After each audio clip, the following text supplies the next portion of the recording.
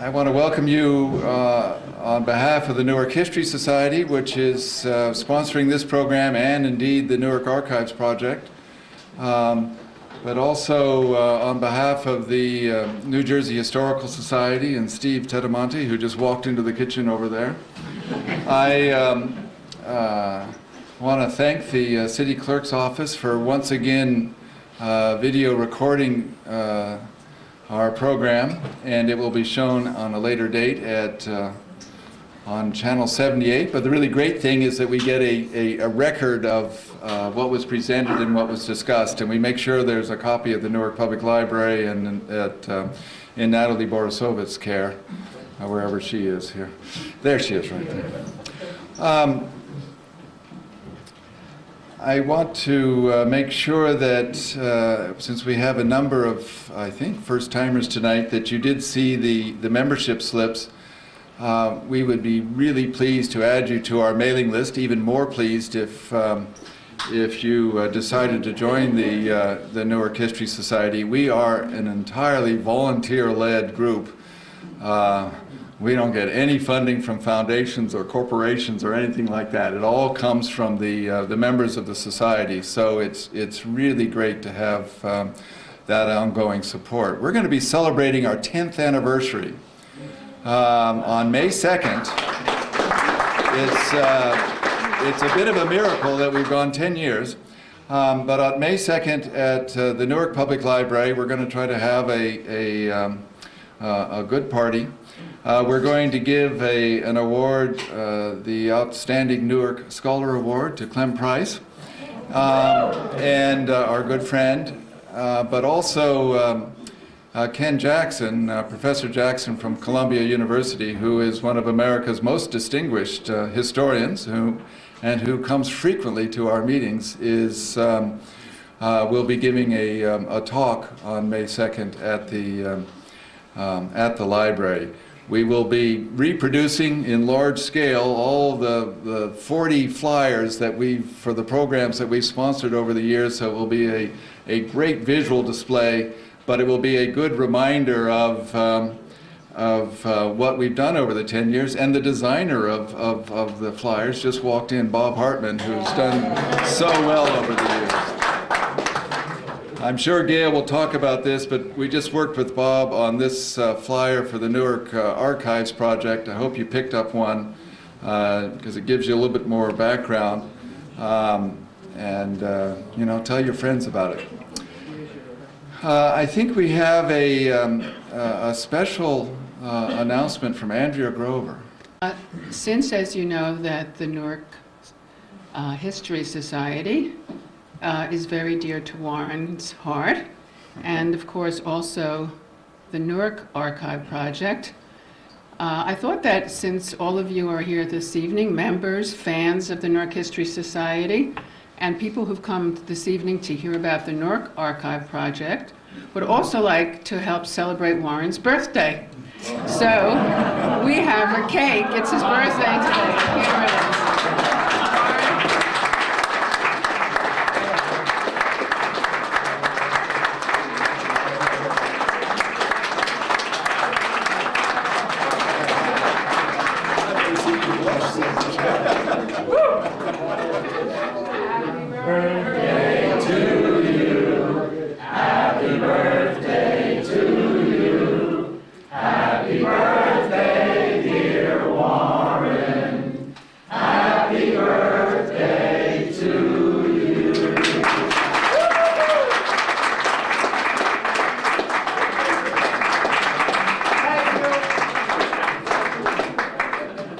I don't think I've ever seen Warren blush quite so much. So that's good to see. Yeah. Well, tonight we're very pleased to have Gail Malmgreen to describe her work with the Newark Archives Project and to illustrate some of the things that she's been finding in the archives around Newark. When we started the Newark History Society 10 years ago, we had a few goals in mind. One of them was to put on programs and to encourage interest in Newark history, to contribute to the civic life of this city. But we also wanted to encourage new and fresh research into Newark's history. There is so much to look into. And we wanted to encourage that research to be really grounded in documentary evidence. So a few years ago, we came up with the idea of starting this Newark Archives project. I will leave it to Gail to describe just what that is and how we are implementing it. And one of the things we're excited about is it's generating interest among graduate students, and we have a graduate student class from Rutgers filing in now looking for some places. But we were very fortunate in launching this Newark Archives project, which I am quick to emphasize is largely funded by individuals. We list a few corporations and foundations in the New Jersey Historical Commission, but it has largely been funded by individuals so far. We have been very fortunate to link up with Gail Malmgreen, who not only has her doctorate in British history, but is as experienced an archivist as you can find, most recently at NYU's Tamiment Library with a focus on labor history, and who is deeply rooted in Newark through both personal interest and family connections. So, Gail, you want to walk us through this? Notes here. I know that quite a few people here were undoubtedly lured in by the amazingly elegant flyer designed by Robert Hartman. And I thank him for his extraordinary work. I said to Tim or Warren before the program that seeing that just beautiful brochure that he's designed, people will think our project is, you know, the Morgan Library or the Metropolitan Museum or something like this, but his work is really outstanding. But having seen the flyer and having come, you may be asking yourselves, what is this program actually going to be about? About 3 years ago, the founders of the Newark History Society decided they wanted to do something in addition to public programs. So they came up with the idea of a project that would bring together information about primary source material in Newark history in one place in searchable form, and would hopefully stimulate interest in Newark history and encourage research of all kinds: scholarly, family history, journalism, TV programs, exhibits, whatever you can think of. As with all such projects, it took a while to get off the ground. First, we needed an institutional partner. You can't get grants or really develop a program when you don't even have an office, which we don't. We were very fortunate to build such a partnership with Rutgers Newark, where we have a very happy home in our office in Dana Library. Thanks, Natalie. Our project has its own office in Dana Library. Then we needed to get some money together, which is the hardest part of any such project, as you know. But the Newark History Society managed to do it. Thanks, Tim. Thanks, Warren. We needed staff. I was the only archivist on the board of the Newark History Society, and although not entirely decrepit, I was ready to think about retiring from my job at NYU. So I more or less was elected, and that was very nice. And over the last year and a half, we've recruited some additional staff. We've had the help at various times of 2 Rutgers graduate students, and I now have another archivist on the project, Alex Ross, who worked with me for some years at NYU, but who lives in New Jersey and also has some Newark connections. Her husband's family owned one of the smaller breweries in Newark for many years, and they have a big house like the Kruger Mansion that's still standing, I think, somewhere on Springfield Avenue. Anyway, she loves Newark as I do. We all work part-time. We've always worked part-time, but we work really hard to make up for it, as I hope you'll see. It's just really been a privilege for me to work on this project. My family has lived in Newark for 4 generations, or 4 generations of my family lived in Newark. My mother died 2 years ago at the age of 100. She was she embodied Newark for me. She was a Newark person through and through. Born, raised, went to school, worked, lived in Newark. And as always happens when you lose someone very close to you, ever since she died, I've been thinking of questions I wish I had asked her. It's always the way. And through working in the archives, I've come to answer a few of these questions, and sadly have thought of even more questions I would have liked to ask her. The more I learn about Newark, the more I wish I had been able to ask her and talk to her about. She was a really proud graduate of Barringer High School, used to talk about it all the time. There were certain stories that she always told, and other stories that she never told because we never asked. I realized as I'm going through some school records that I don't know which elementary school she went to, for example. But much to learn, and I'm privileged to learn every day in my work about my own city in a way that few of us have the opportunity to do unless we are able to do years' worth of research in Newark archives.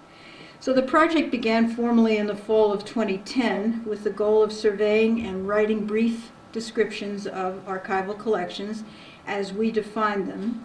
That is, collections of manuscript material, organizational records, but not books and periodicals. That's library stuff, you librarians. Also audio materials, photographs, and graphic materials like postcards and posters, but not fine art collections. No paintings, drawings, sculpture, furniture, jewelry, anything of that kind. We'd be working the rest of our lives. Of course, these categories are really fuzzy. You find printed materials in archive collections, you find pamphlets, magazines, and so on. You find sketches, you ask yourself what to do with blueprints, you agonize over maps, and so on. There's even one collection at this very institution in which a woman who was a music teacher in Newark for many years, an interesting little collection, saved a very large clump of hair from her beloved dog. You know, what do you do with these things? I believe we described it. It's in the entry. We describe what we find. We're not here to reorganize collections, rearrange collections, process things, or tell archives what to do. But since we've spent so many years between us working on collections, sometimes our fingers do get a bit itchy. We occasionally find that someone's forgotten to write a number on a box. We'll put a number. We've straightened out materials in folders. We lovingly try to keep things safe as much as we can. And we have actually replaced quite a number of damaged boxes with the permission of our hosts. And sometimes we even donate the boxes ourselves. But we're here to describe the archives as they are. We don't describe any material that's not open to the public. That would be, for example, the Prudential Archives, which are not open. And we don't describe collections that are in private hands. After all, you don't really want people dropping by your living room. And the fortunes of collections in private hands can be very variable. They're in one person's hands one day, someone else the next. We're looking for a certain amount of permanence. Our idea was to start in Newark, where the biggest, richest collections of Newark-related material are found, and where there are still quite a few collections that are little known, uncatalogued, or not described online. And this seemed like, at the time, a fairly simple, doable proposition. Not so much, as you'll find out later. Then after finishing Newark, we would go on to find Newark material elsewhere in Trenton, New Brunswick, Princeton, New York, the world. But I would very much rather show you what we've done rather than tell you what we've done. So I'm going to show you the highlights of our experiences at the two giant archives we've surveyed so far. That is the New Jersey Historical Society and the City of Newark Archives, with a very brief detour to the Newark Museum, and with occasional commercial breaks to pitch for people and subjects that we think cry out for someone to research and write about. Dissertation topics.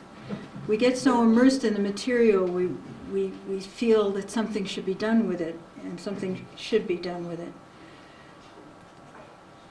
Here we are at the New Jersey Historical Society and its beautiful reading room upstairs on the 5th floor, which you must visit if you haven't yet, where your queries will be answered and your needs will be met by Library Assistant James Amin-Lassur, who's not here tonight, unfortunately, but James is brilliant in answering and fulfilling reference requests for materials at the Historical Society with the help of Steve, who was here earlier.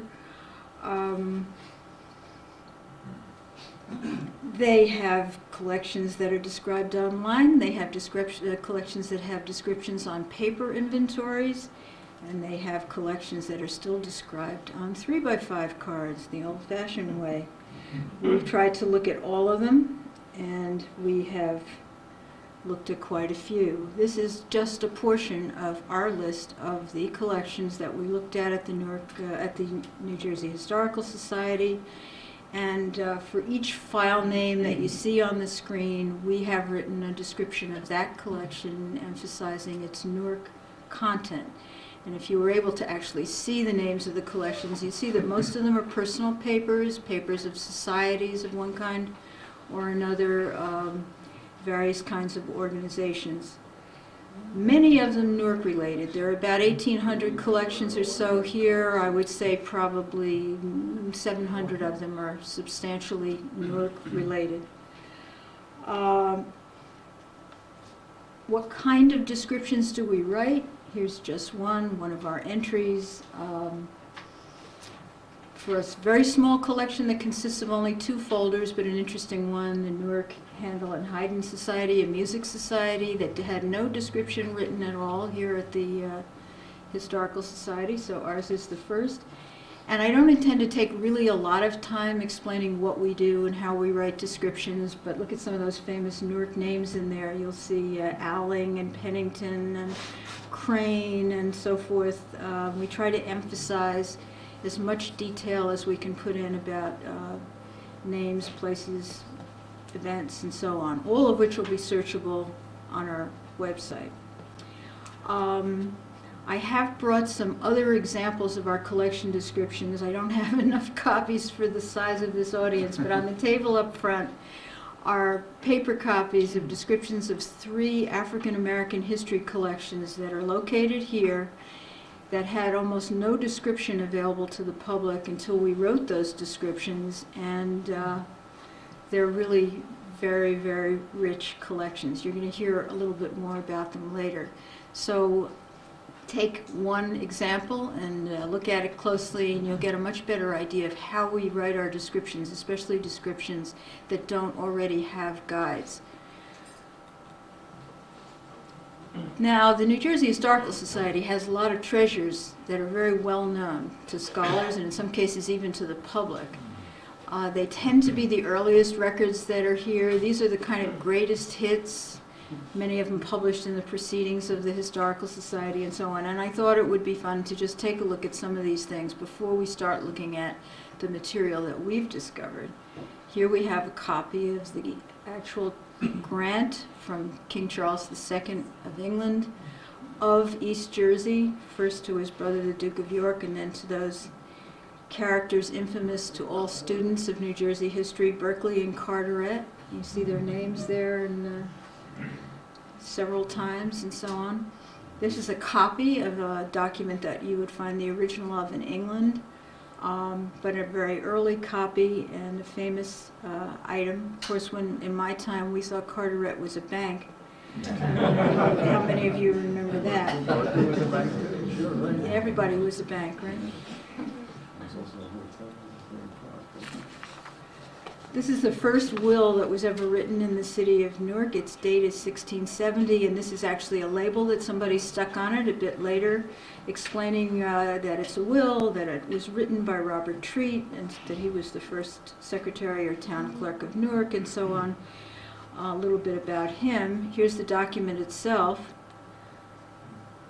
Little corner of the document itself. It's probably the oldest document, original document that's in this collection, and it's the only signature of Robert Treat that I know of here. I've never seen another. Unfortunately, it also illustrates the fact that archivists can make serious mistakes, because we see that an archivist of the past tried to preserve Robert Treat's signature by putting a piece of tape over it. No, do not do this. Do not ever do this. So we have these wonderful treasures, but they're not always in perfect condition. Here we have a tax record dating probably from about the 1680s, something like that. Some years after the founding of Newark in 1666. An archivist has helpfully written Newark over here in case you couldn't read it in the original so clearly. And what we find here is a listing of taxes that were supposedly paid. They may or may not have been paid in 1670, and the Crown is now trying to collect taxes again with very little luck. Berkeley and Carteret had little luck in collecting taxes in this area, thus leading in later years directly to the American Revolution. They hopefully put down the amounts that people were thought to have paid in 1670 in hopes that they would ever again be able to collect those amounts. And if you look a little bit more closely at the list, you find those outstanding Newark names again. In this case, Ward, Ward, Ward, Ward, Ward, and Ward. And wards are still with us, as we know. So, the early history of Newark. Here's a letter addressed to Abraham Lincoln. It's a copy, as so many of these early documents are, because presumably Lincoln got the original, but it's a copy of a letter written by Marcus Ward, Marcus L. Ward, the great Civil War leader in Newark, to Abraham Lincoln, and that is part of the Marcus Ward papers. They're also found upstairs. These are the kinds of items that are reasonably well known to scholars already. And the forming of these early collections is very, very heavily influenced by people who had a strong motivation in trying to show that their families were among the elite of Newark. You have these various societies who all have papers here, the Sons of the Revolution, the Daughters of the Revolution. You have an even more elite society, the descendants of the founders of Newark, those few families who came in 1666. They had their own society.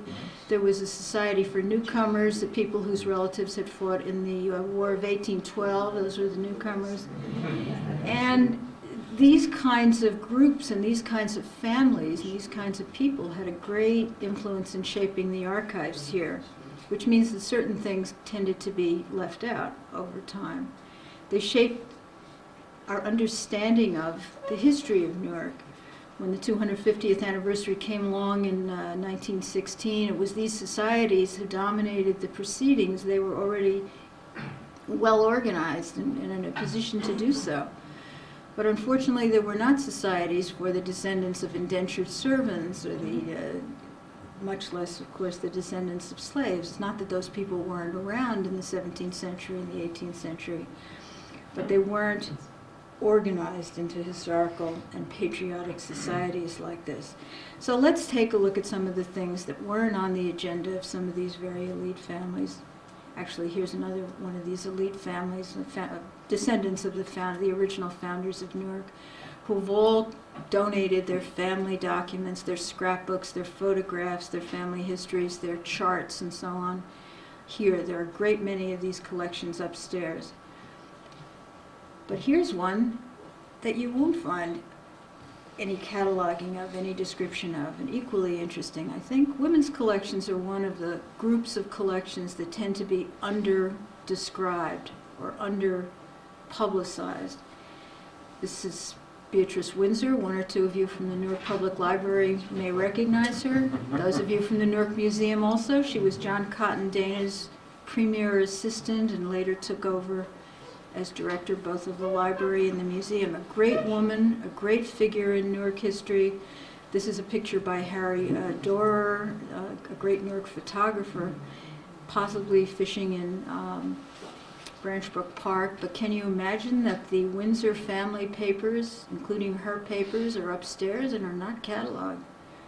No, not cataloged. A woman worthy of more attention, and we hope to do a program on some famous but little-known women of Newark next year, and I hope she'll be one of them. Here's another woman's document, another woman's collection. It's actually a biographical directory of Women Writers of New Jersey that was compiled in 1900, and we have a handwritten copy of it upstairs, but it was never published. It wasn't accepted for publication. Nobody was interested. And there are something like 45 Newark writers, Newark women writers, who have biographies in this document. They're quite fascinating. They're mostly people none of us have ever heard of. But their life stories are quite interesting. This particular one, somewhere in the middle, it says that she was the fourth woman to be admitted to the bar in the state of New Jersey.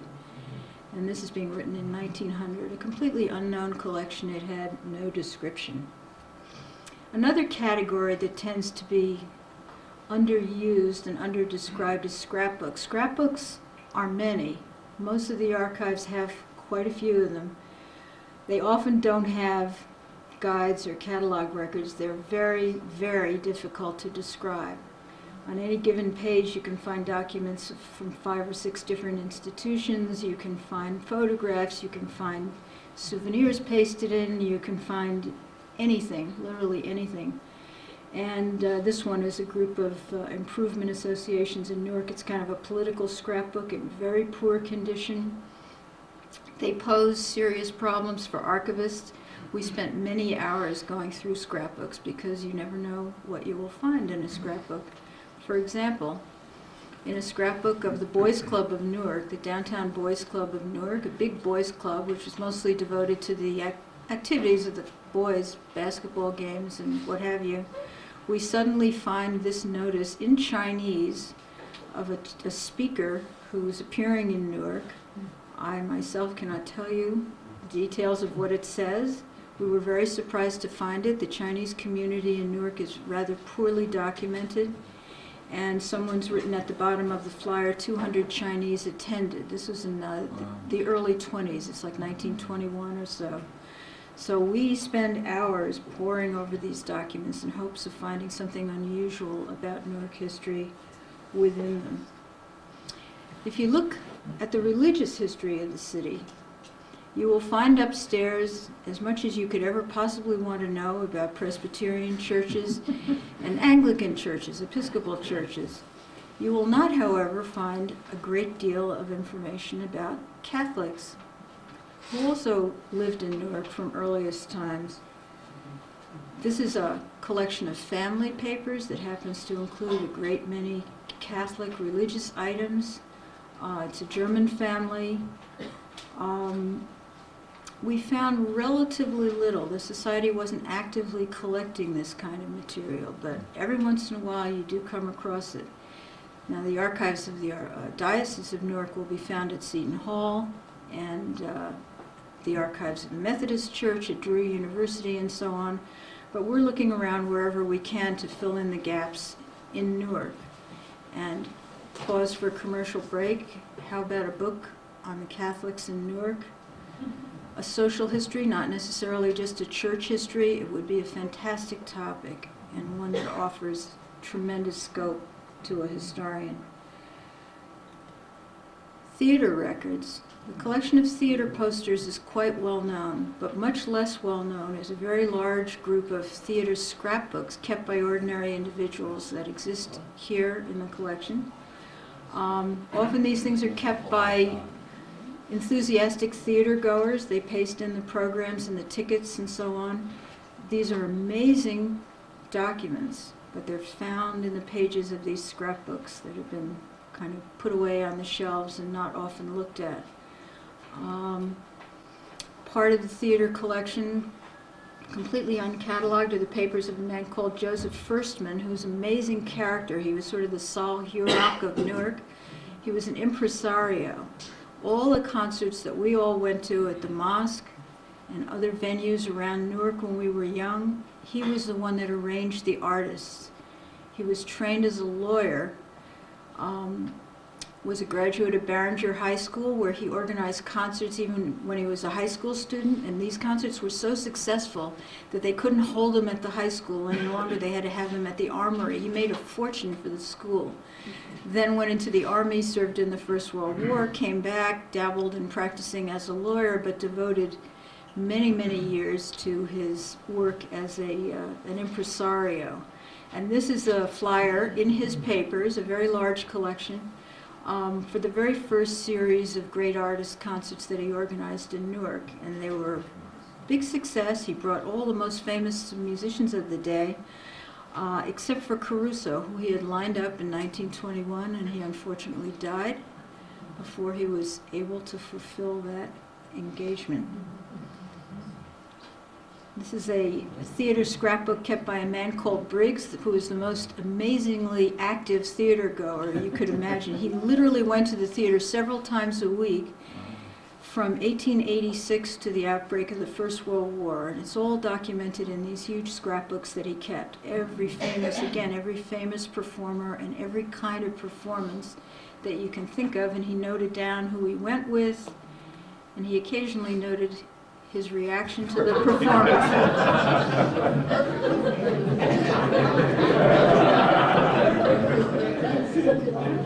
He kept going, he kept going. Now, we spoke about African American collections, another large category of material that's not as well cataloged as it might have been.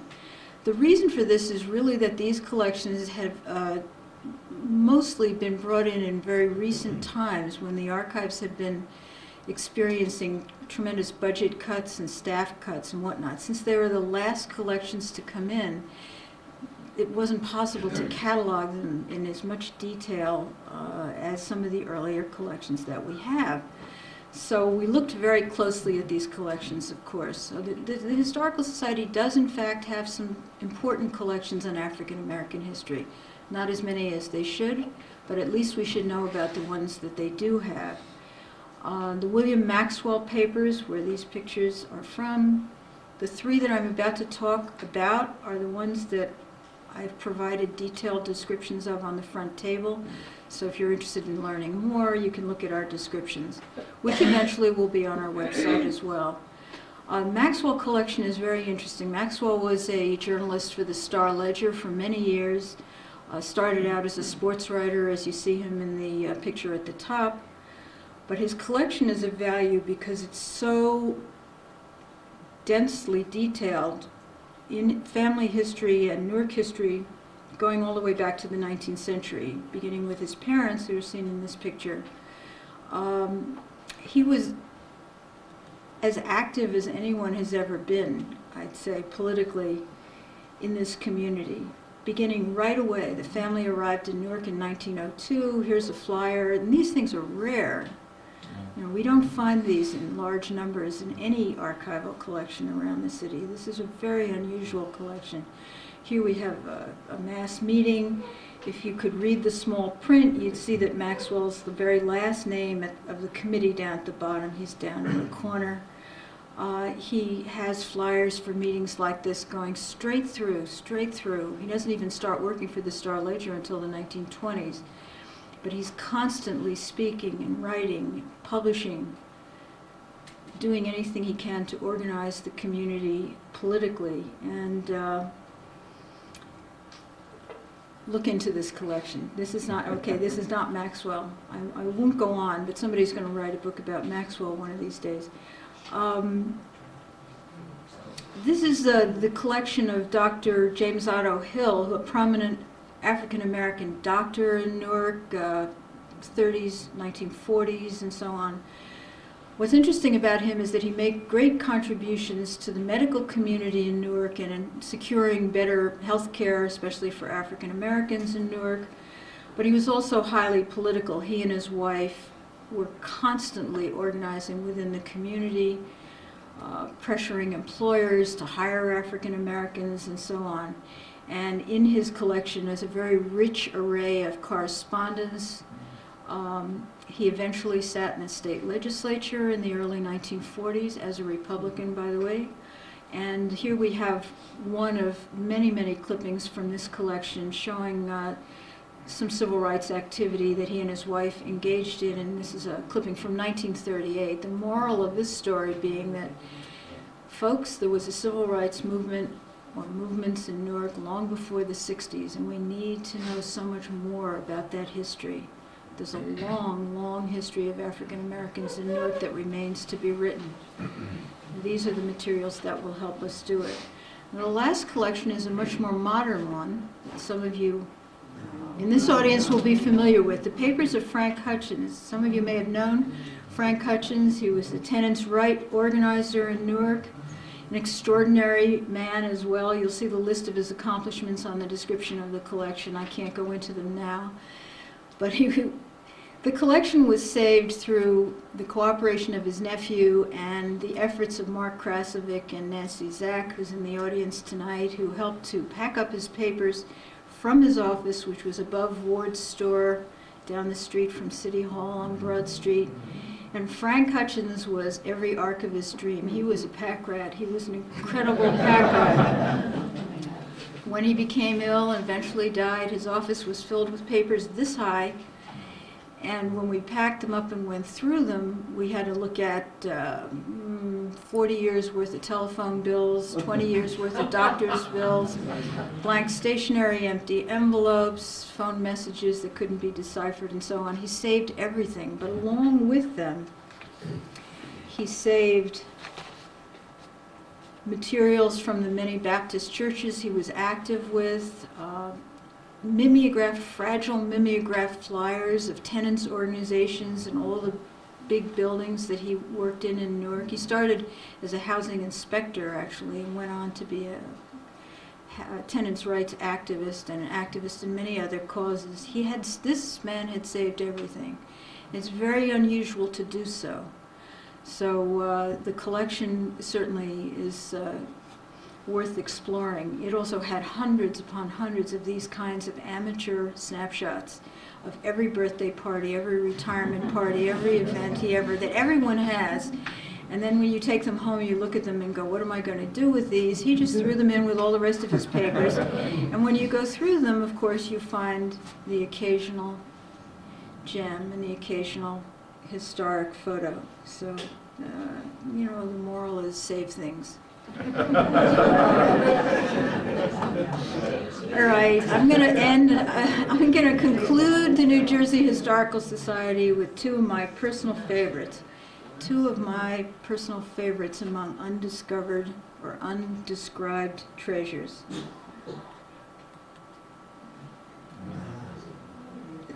This is the magazine of the boys of Newark High School in the 1860s. Hand illustrated, handwritten, an extraordinary volume, has no catalog information on it upstairs. It just lay on a shelf uncatalogued in a box marked Newark High School, amazingly enough. These boys were really keen on the Union cause. This is, I believe, an issue from 1863. Their motto is, united we stand, divided we fall. They wrote all the articles themselves. Someone had an excellent handwriting, copied them all out. And when, in 1865, President Lincoln was assassinated, they did a special edition. You can see their emotions on the page. They put black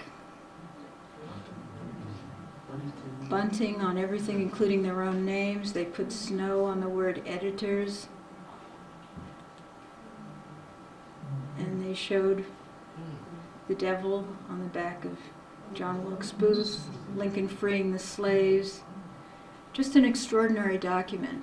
And food for thought in a way, because as some of us know, the Union cause wasn't always entirely popular in the city of Newark. I mean, it's interesting to me that there was a group, very active high school students, who were so keenly interested in the Union cause, and I was curious about this, so I looked into the question of how students at Newark Academy. Newark High School was one of the outstanding public high schools in the country, and Newark Academy, of course, was the great private school. So I wondered how students at Newark Academy were reacting to the Civil War at the same time.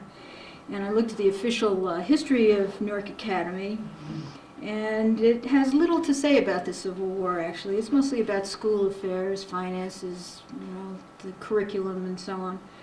And what they say about Lincoln and the Civil War is the following. This is Newark Academy now. Lincoln passed through Newark in February 1861, but had not received a very warm welcome.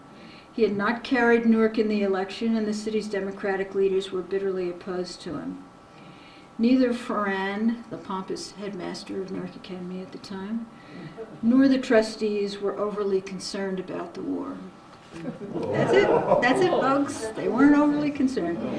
But of course, many Newark Academy graduates served as officers in the Union Army, and some of the students did form a cadet corps at the school. But the whole tenor of the school was quite different. Well, my second favorite. This collection is so extraordinarily good that I'm sure that the first person who sits down to read it will want to write something about it. It is an amazing collection called the Jack Richer Papers, a rather small box filled with densely written letters. They're the letters of a Jewish GI serving in Europe in the First World War in 1917, 18, and 19. He stayed on after the war. This young man had the habit of writing home to his family in Newark 2- and 3-page, single-spaced, usually typed letters every few days. They are wonderful letters. They describe his experience abroad. He travels to Paris. He's quite well educated. I believe he graduated from college before he went, so he was attached to the high command. He didn't actually serve on the battlefront. But everywhere he went, he sought out Jews. He met Jewish families in Paris. He describes how they live, how wartime conditions are affecting them. He organizes the Jewish soldiers and sailors that he meets. He puts on at one point a huge Purim celebration, a show with a jazz band and entertainment. He lists the names of all the GIs who attended and all the entertainers, and he has the program printed up, which is in his papers, and the papers are just thick with that kind of detail. And lo and behold, his family back in Newark are equally prolific letter writers, and both sides of the correspondence are preserved. So we have the letters that his father and his sisters mostly are writing back to him day by day, telling him what is going on in Newark during the First World War and what a Jewish family of Newark is doing, day-to-day life, their celebrations and so on. And the letters are good, they're not boring, they're wonderful. Everyone in this family is very articulate. His parents are somewhat old-fashioned. His father has a tailoring business. He often writes to his son in Yiddish. The children are much more forward-looking. One of the daughters becomes a lawyer even before the First World War. They're all fairly well educated. They're very interested in things American. So you see this family kind of transforming itself before your eyes from an immigrant, old world Jewish family to a forward-looking Americanized Jewish family. And this is just one little snippet from one letter his sister Anna wrote to him in December of 1918 about a Thanksgiving dinner that they had, a huge Thanksgiving dinner. They had 25 pounds of chicken, she mentions, where she helped to decorate the house, and she tells about how they decorated the house. They served grapefruits cut in half with a red cherry on them. My mother always served grapefruits that way. This was an American thing. This is an American thing that you learn to do. And she says we had the glasses with paper napkins in them in front of each plate, and it was really beautiful. She did the decorating out of crepe paper, and she made this banner, and she's drawing to show her brother what it looked like, floor to ceiling. And it says, I have it written down here. I can't read it very well. We give thanks to thee, O Lord, peace on earth, goodwill to men, for Thanksgiving. And then she says, since it's almost Hanukkah, I thought I would make a Hanukkah banner for the other wall. So on the opposite wall, she makes the other banner, which says Hanukkah. And, the vividness of the descriptions are extraordinary. Can you believe that this collection is not cataloged? Oh, yeah, ooh, exactly. Who's going to be the first one to get to this collection? I love this man. He lived a very quiet life after he returned from the First World War. He spent the rest of his life working for the Newark Water Department as a clerk, and he taught evening classes in French at Rutgers. He had learned his French in Paris. Now, we said we would have a very short detour to the Newark Museum. William Pennington This is for you, with another beautiful reading room where you can see some amazing treasures. The Newark Museum has both a library and an archive, and both of them have what we would call archival materials. The archive holds the records of the museum itself, including the papers of John Cowton Dana, the largest collection of those, very, very good, and records of dozens and dozens of exhibits at the museum, background files on these exhibits. And you'd be surprised at how many exhibits they put on over the years about the history of Newark, including the huge exhibit they did in 1936 for the centennial of Newark's incorporation as a city. So the records of these exhibits are all there in the archives. In the library, we find their historic photo collection. And you probably have all seen articles illustrated with wonderful photographs credited to the Newark Museum. When you go into the Ballantyne House, you see a beautiful photo exhibit. Those photos are from their historic photo collection. Many of them are of Newark. Great stuff. They also have reference files on subjects, including voluminous files on, for example, historic houses of Newark, by house by house. And they have 5,000 artist files, what they call artist files, that is biographical files on artists, many of whom have connections with Newark. And I'm going to show you only one, which is material from the file of Michael Lenson, the painter and muralist of Newark. And this particular file even includes photographs of Lenson painting the murals in the City Hall Council chamber. So it's one of the larger files in this 5,000 file series, but much to be discovered in these files. And people don't often think of the museum as a place to go and do research on Newark history. You guys will hate us because more people will come, right? They spend most of their time serving the curators of the museum, but there's no reason why they can't help you as well. Brace yourself. We're about to go to the city archives, a whole different kettle of fish. Perhaps you haven't been to the city archives. They're at the very end of Halsey Street, right near City Hall, in a recently renovated building. And compared to the other archives, they're in very good shape in some respects. Joyce Lanier is the director of the archives. They're under the city clerk's office, so they're under ultimately the direction of the city clerk. And Jose De Silva is the person who will help you if you have queries about their collections and their materials, their documents, and so on. This is just a snippet from the list of collections and materials that we made so far in our work at the city archives, just to give you sort of an overview of the kinds of material. They were a very different sort of archive. They aren't set up to serve the public. They're set up to be a repository of municipal records.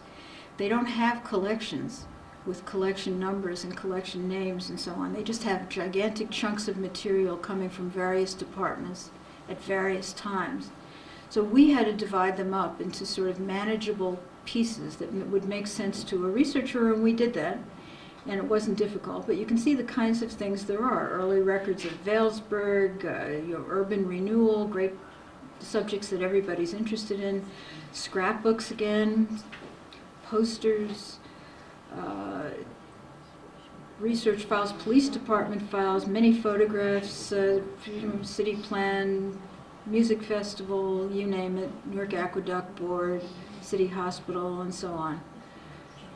Big box of material on the Kruger Mansion when one of the times the city was trying to fix it up in 1987. Few collections of individual city workers who happened to have left offices full of material like Frank Hutchins did. The staff there is very busy, but not particularly busy answering the kinds of queries that the Historical Society gets. State-of-the-art archive, as you see. Neat shelves of clean new boxes, well labeled. This is pretty unusual for an archive, actually. This is a very different sort of environment.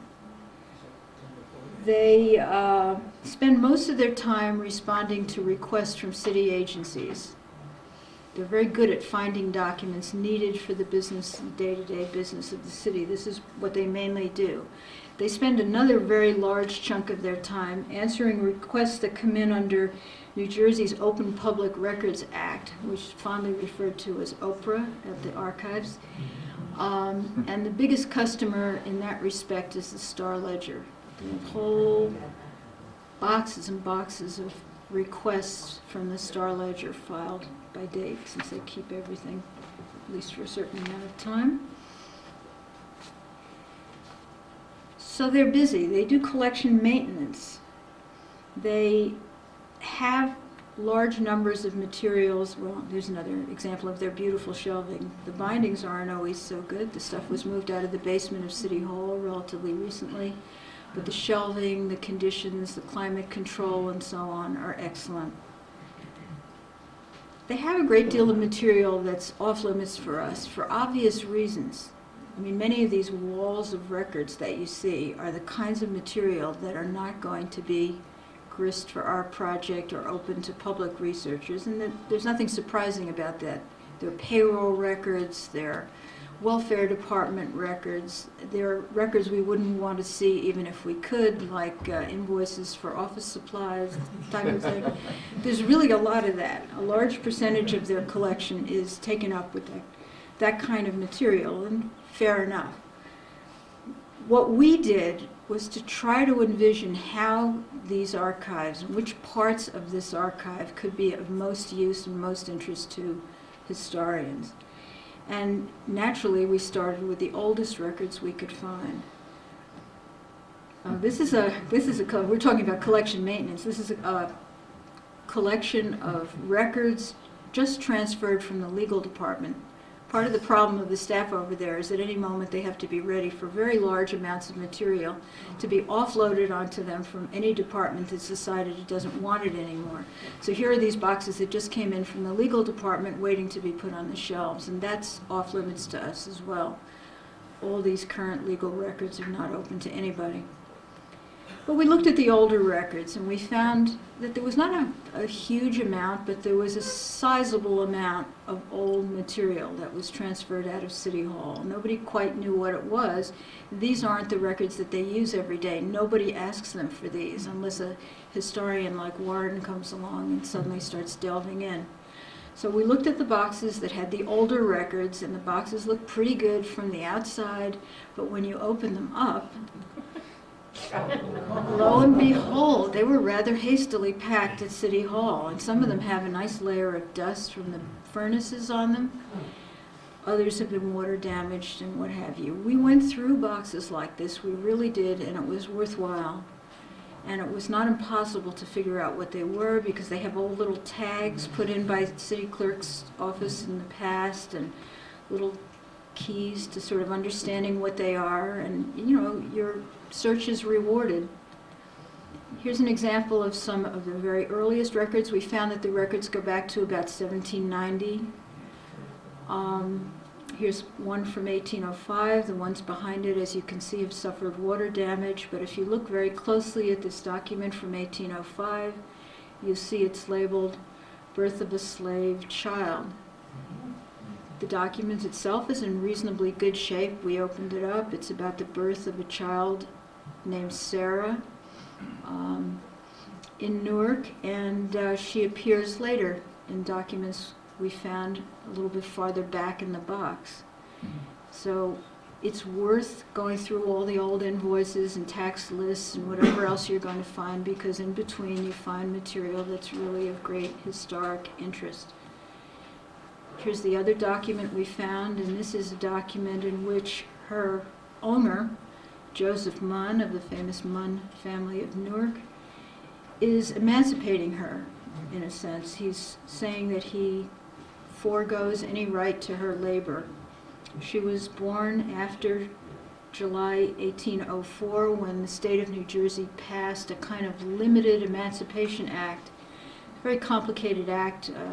There's a lot been written about it and so on, but it encouraged owners to free slaves and it gave them, it was very moderate and kind of cautious in tone. It gave them the right to the labor of, I think it was a female slave until the age of 21 and a male slave until the age of 25, and then the slave could be freed after that age. There were various sort of halfway measures that owners could get involved with.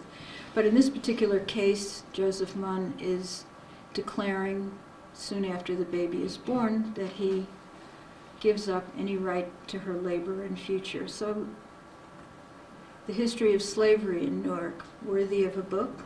Yes. A dissertation at least? I think so. But it will be difficult to write without looking at some of these documents. Another interesting African American history document found in a similar box. This is a petition addressed to the city council or the town council. It's 1839. It's the city council, okay.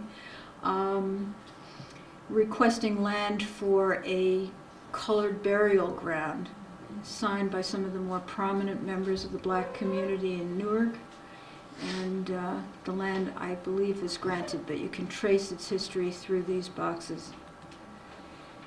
There's very little in the way of Civil War records. We were hoping to find more, but we opened a couple of boxes and found packages that look like this, and what they proved to be are Civil War era ledgers documenting payments made by the city council to the wives and widows of people who were serving as volunteers. That's explained on a label that someone in the city clerk's office helpfully put on in 1948, and the ledgers apparently haven't been touched since.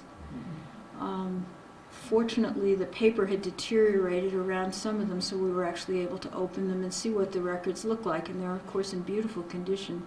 They look like they were written yesterday. But very interesting kind of sidelight on how life was carried on in Newark while its fathers and sons were serving in the Army. And I think the biggest single book proposal that we have is that somebody, and it may be somebody who's in this room tonight, will write the book on Newark and the Civil War. And that it won't be a book about the great heroes who went and fought and died in battle and so on. We have a lot of books like that, and they're wonderful. We have books like that. But what we need are books about how the war impacted on these cities and towns at home. And there's plenty of space for more of those. And Newark is one of the major, will certainly be one of the major topics of that theme. The city was completely transformed by the Civil War, and we need to learn more about how that happened. Every time you walk by Petty Memorial Church, you should think this is a monument of the Civil War. The money that put it up was made in the Civil War.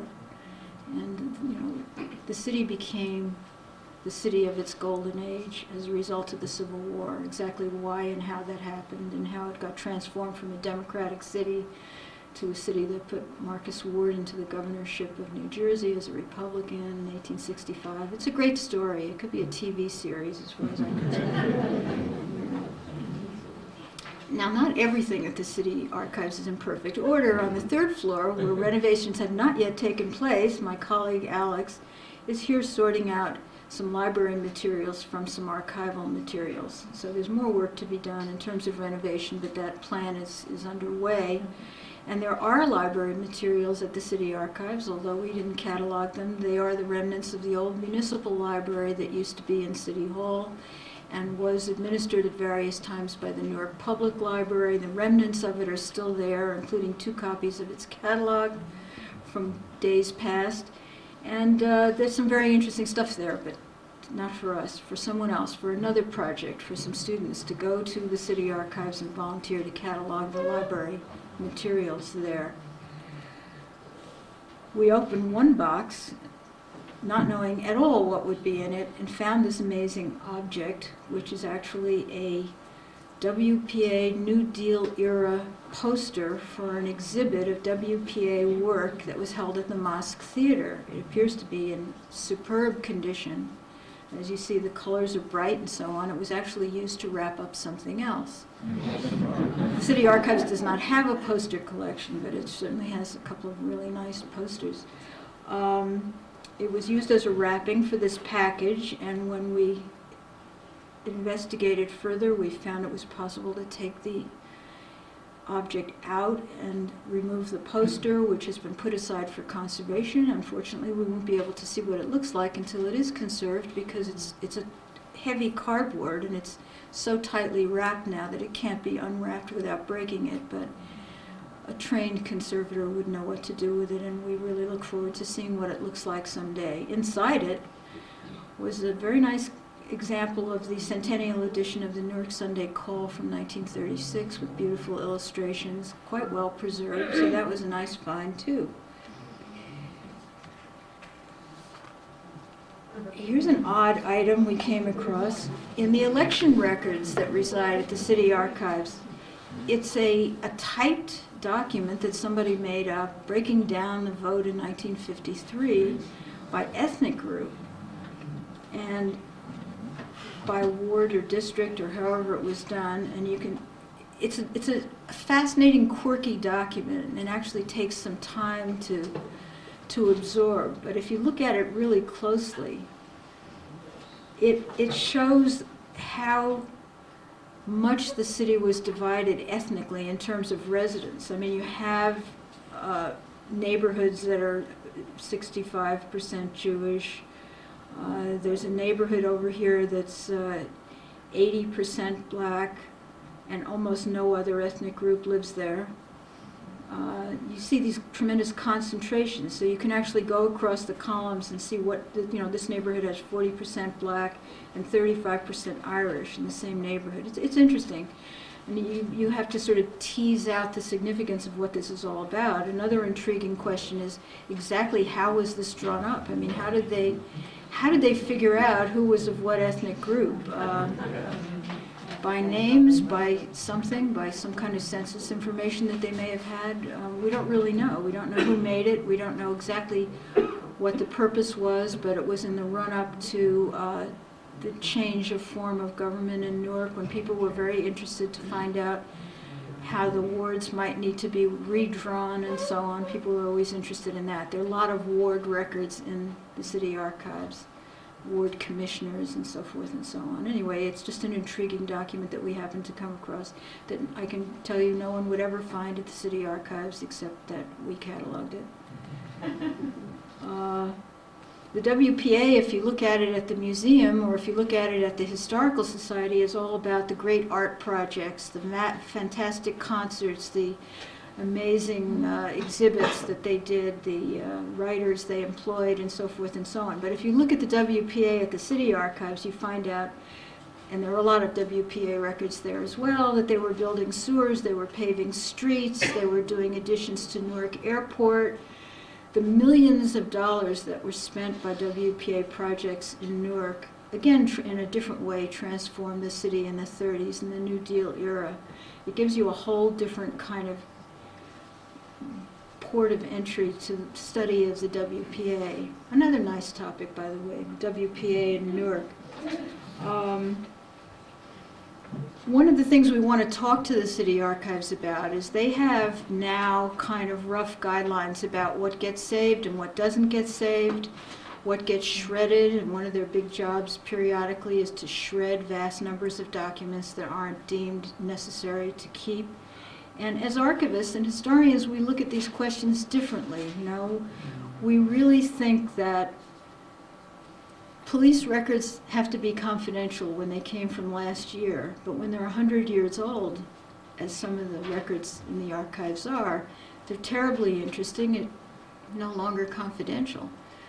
So instead of saying police records, 20th century police records are closed, why don't we start thinking about some date cutoff, some time after which, before which.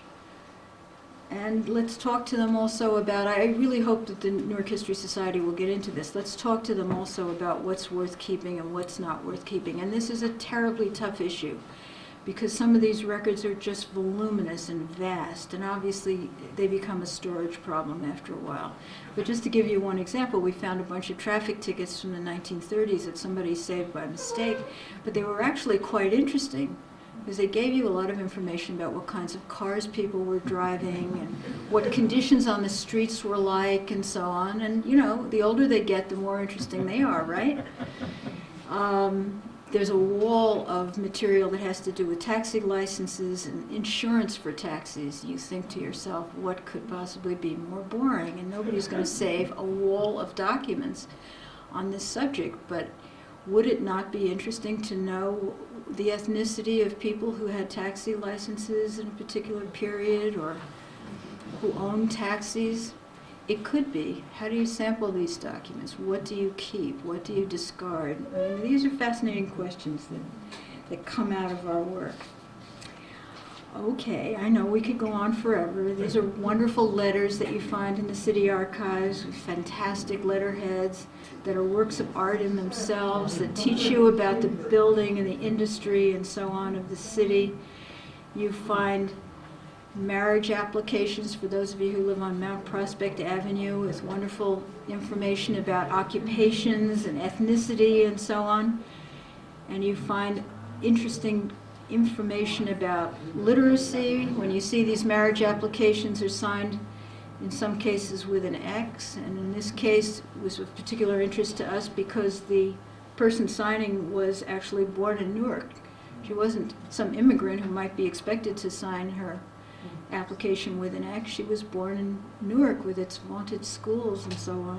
And, you know, wouldn't it be interesting to look over these marriage applications and get some sense of how many people who were born in Newark weren't able to write in 1912? You don't think of the city archives, and I will be ending soon, you don't think of the city archives as being a photograph collection, but in many respects it really is. And we opened up this box and found all these brown envelopes, and what they proved to be are photographs of parades and festivals done by the great Ace Alagna, who's a wonderful photographer who worked for the Italian Tribune, whose archive of photos is actually at Seton Hall. But these were done for hire for the city clerk and so on, and they document all the parades and festivals from the 90s and into the early 2000s. And I tell you, he was a great artist. In my mind, he was an artist. I'm just going to show you some of them just to let you watch them and enjoy them with a minimum of talking, because I just love these photos. The St. Lucy's Festival, the St. Gerard Festival, hundreds of images of it. Portuguese Festival in the Ironbound.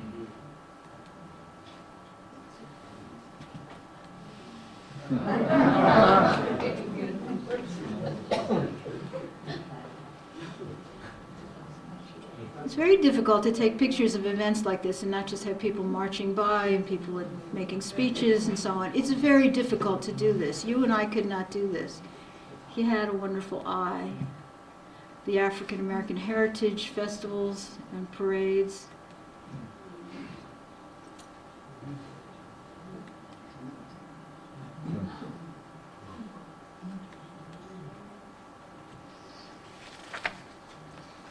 So you find things where you don't expect to find them.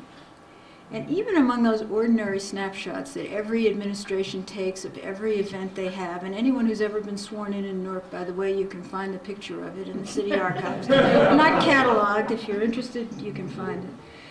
But even at those kind of routine, not so professional, not so artistic, snapshot level photographs, every once in a while you find something that really knocks your eye out. Whoops. The entire staff of the city archives came to look at these when we found them some weeks ago. They heard about it, and people started coming, you know, and saying, oh, you know. 2001, children's event. Councilman Cory Booker. This is the Sharp James administration, better documented in photographs than any other administration there ever was in the history of Newark. And an award for the person who can identify the bearded gentleman at the microphone. Shmuley Botea. Correct. But you know, you just don't know what you're going to find at these archives.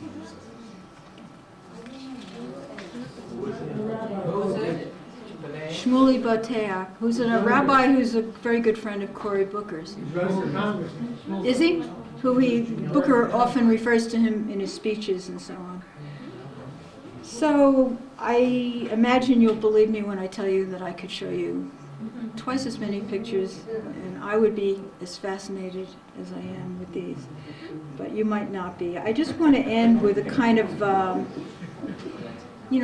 kind of inspirational message. One of the things that the city of Newark has never lacked is,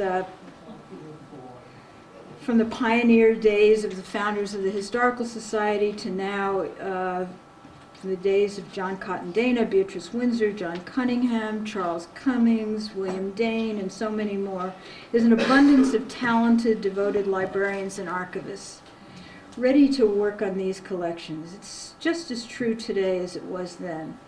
So what do our archives need? They need more space, more staff, the resources to reach out and bring in more collections. They need more money. We just started work at the Newark Public Library. Tremendous collections, extraordinary work being done, but you may not be surprised to learn that the only person working day to day on cataloging archival collections at the Newark Public Library now is an unpaid volunteer. This is a shame for this city. It's very bad. There is, however, some good news.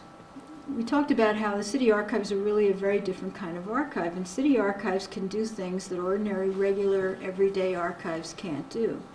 One of the things they have access to is some money for digitizing things, something every librarian and archivist would love to have to protect those fragile materials, these kinds of fragile materials. Those theater, remember those theater scrapbooks we talked about earlier upstairs? That's what they look like. They're not in shape to be gone through by researchers yet.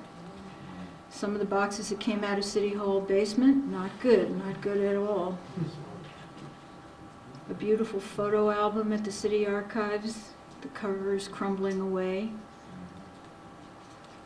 But digitized through grants, the entire map collection of the city archives, indexed by streets, done by a vendor, a fabulous project, amazing project. Look at the detail and how clear it is. On a terminal at the reading room at the city archives. These things are not available publicly yet, but they are available at the reading room. You can search for what you want. So Jose will help you, and you will enjoy them. They were really made for the use of the city engineers, but we too can get the benefit, right? They've already done all the city ordinances for the benefit of the city council, indexed by number and date and so on. Here's one of them on the computer screen. They've done all the minutes of the city council, and they have several other such projects in mind. Trust me, regular archives don't have the resources to do this kind of thing. The city archives is well ahead of us in this respect. So that's something to be excited about. Now, when we first started the project, the idea was we would do these big archives in Newark, the big three, and then we would do a few small ones, and we'd quickly leave and go on to other places. And since we've learned more about Newark, we've learned more about Newark archives, and we find out that there are indeed a great many other archives in Newark. For example, I'm just mentioning a few, and apologies to anybody I leave out. There are the archives at NJIT, the archives at UMDNJ with the records of Civil War doctors, among other things. Seton Hall Law School with the papers of Peter Rodino and many other collections. Rutgers Institute of Jazz Studies, the Essex County Park Commission, St. Benedict's, the Barringer Archives. How about the great and somewhat mysterious Fire Department Historical Association archive? We can't wait to see that. We know it exists and we know it's wonderful, but we haven't yet seen it. That's not all. There are new archives being created constantly. Here are just a few that we know about. Nancy Zach and Mark Krasovic have created an archive on environmental issues in Ironbound at one of the libraries there. Anthony Schumann and his students at NJIT are creating an online archive of Newark buildings. Bob Casella has created an extraordinary and growing museum and archive of Newark's Italian community at St. Lucy's Church. If you haven't seen it, also a must-see. Absolutely wonderful collection. Dr. Olga Wagenheim and Yesenia Lopez have built a great special collection devoted to Hispanic cultures in New Jersey at the Newark Public Library. And they're just about to launch a very ambitious oral history project on the Puerto Rican community. Professor Beryl Satter of Rutgers in Newark and a band of community activists are embarking on a Queer Newark oral history project after holding a very successful conference on the subject. And I know many of you have followed in the Star Ledger the exciting and ambitious plans of Marion Bolden to create a permanent archive of the records of Newark schools. No doubt there'll be plenty more to come, so we may never leave Newark. Do I have 2 more minutes? Yeah, go ahead. I know, it's probably my only chance to talk to you, so you have to give me 2 more minutes. It's hard to say exactly why history and archives and preservation are so closely bound up with a general upturn in the fortunes of a city. A few weeks ago, I heard a talk by Professor Clement Price of Rutgers at a meeting of the Newark Preservation and Landmarks Society, and his main topic was his work on President Obama's National Commission on Historic Preservation. But he did a little sort of inspirational digression about what he sees happening in Newark, and he spoke about 70 students signing up for a course on Newark history at Rutgers, of efforts to restore historic buildings, a special project to restore works of sculpture in the city, and he even mentioned the 10th anniversary of the Newark History Society. When we started at the History Society, we really wondered whether we could find topics and speakers for 5 programs a year for more than a few years, right? We did. We really thought we would have a hard time. Now we think we have topics for 20, 30, 50 years, and hopefully some young people to work on those topics. It's essential that all these archival materials should find secure and lasting homes and be accessible for future generations. This is our hope. Our goal as a project is to assist in whatever way we can and to spread the word. Archives for us are not places where history is mummified, but places where we can all find a usable past.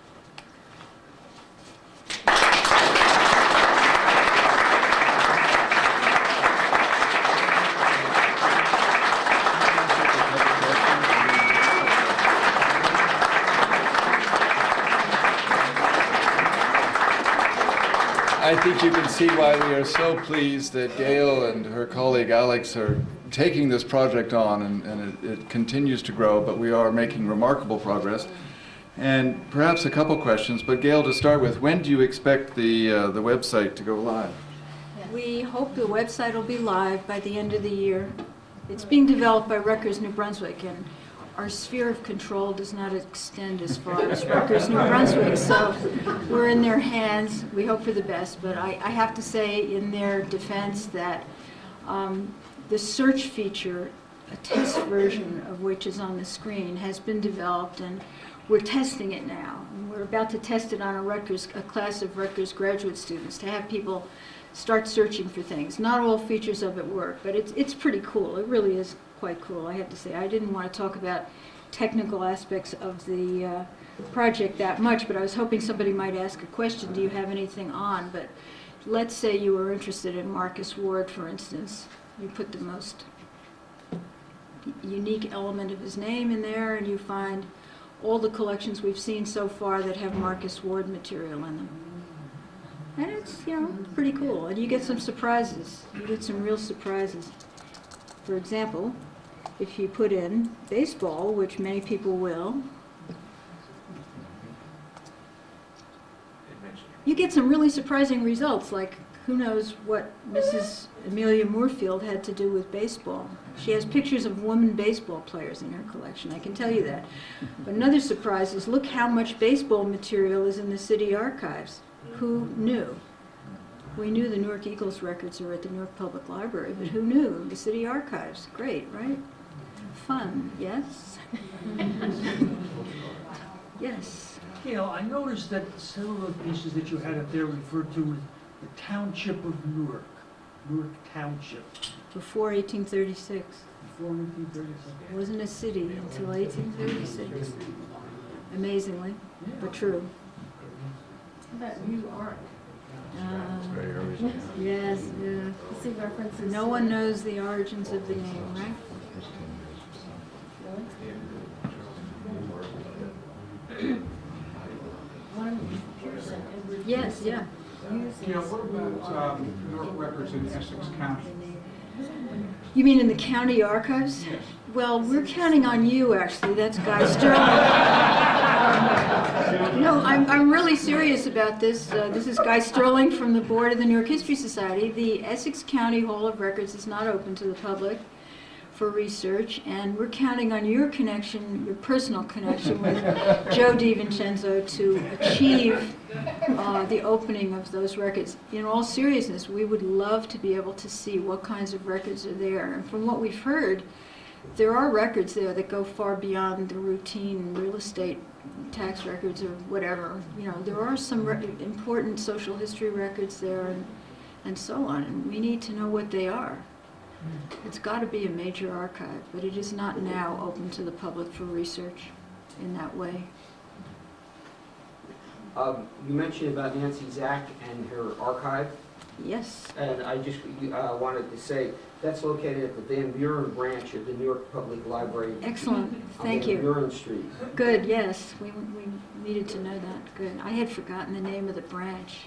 So, thanks. Yeah. Okay, I just want to tell you something.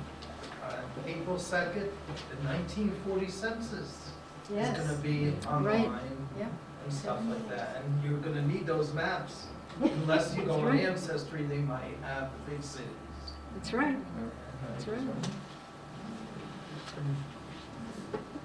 Hi, what was the most surprising item that you found during your research? Illustrated Civil War high school thing. I just love it so much.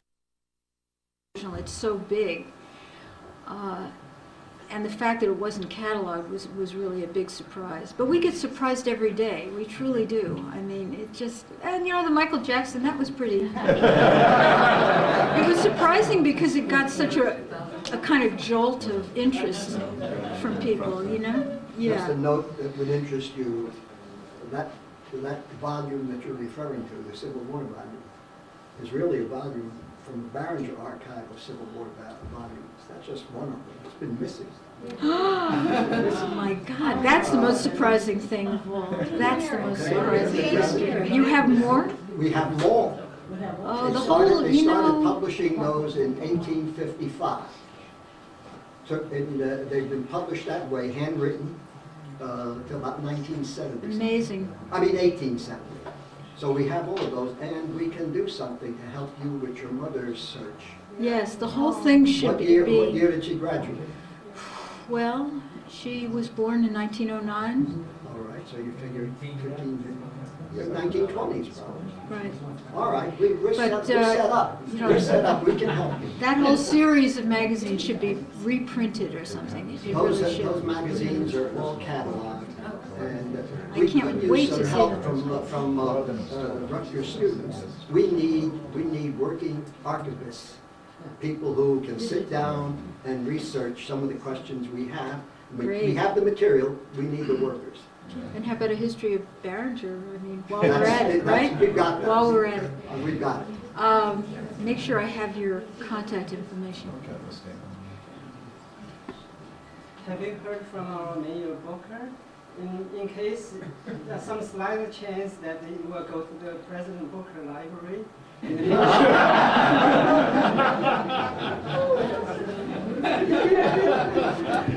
Zem and I had an opportunity to meet with the mayor recently talking about the library, but he was fascinated to learn about this, and I hope to brief him further. He has a very strong interest in the heritage of Newark. I don't know what we can do with it, but he is very interested. Maybe Mark Zuckerberg will come.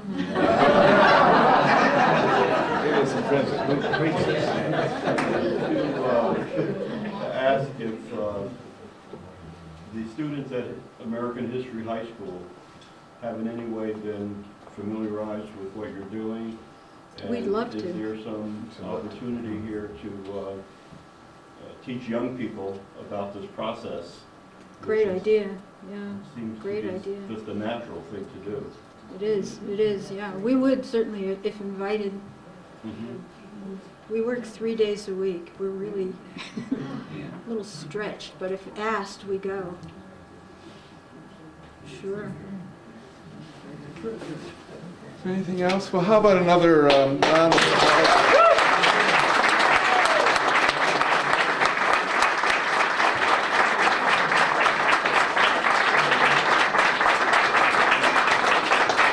I really am very pleased that so many of you came out tonight. We've been talking about the Newark Archives project and mostly met with slightly blank looks, wondering quite what it is. But Gail has really conveyed very well what our hopes are with this project.